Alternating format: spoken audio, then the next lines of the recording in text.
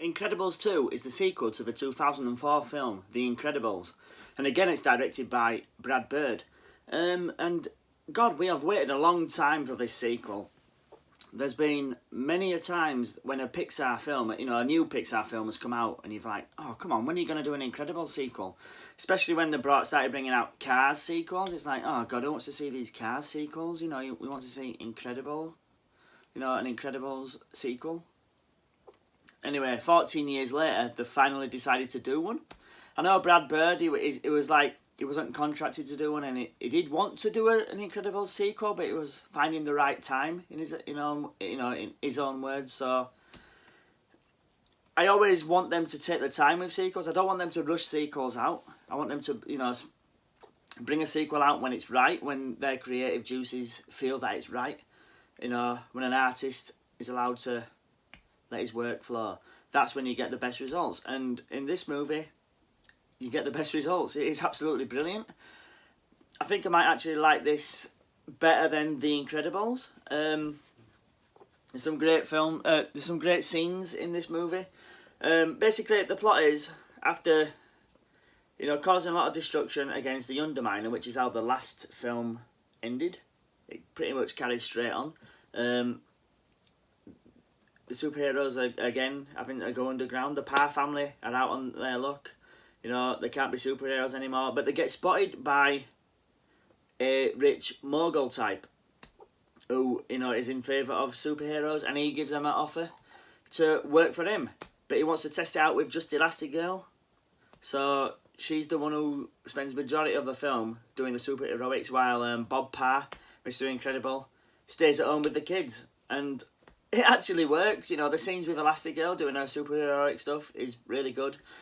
But my favourite scenes in the film are when Mr. Incredible is doing the maths with Dash, or, learning about Jack's powers.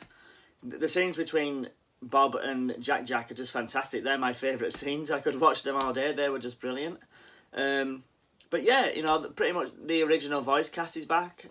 Craig T. Nelson, he's back as Mr. Incredible. Bob Parr, and he's brilliant. Ollie Hunter, I think it was, Ollie Hunter.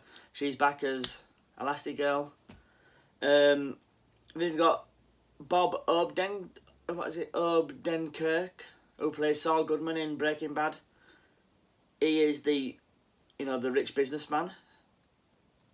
But then you've got the guy who plays Mike in Breaking Bad as Rick Dicker. Yeah, that's it, Rick Dicker.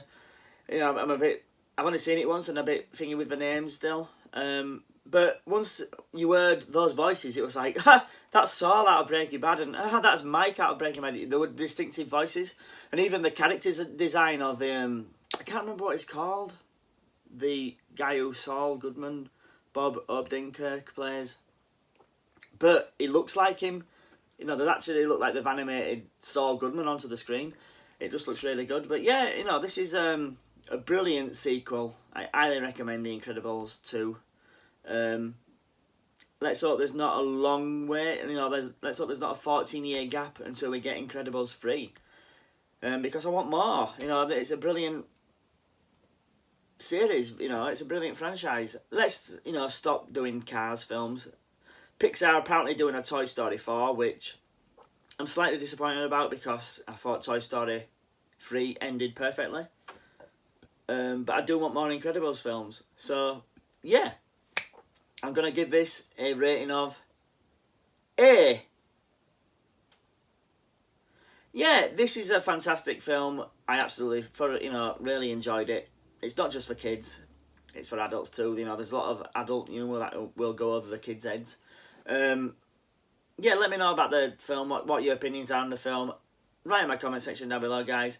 Like and share my channel, and remember, stay heroic.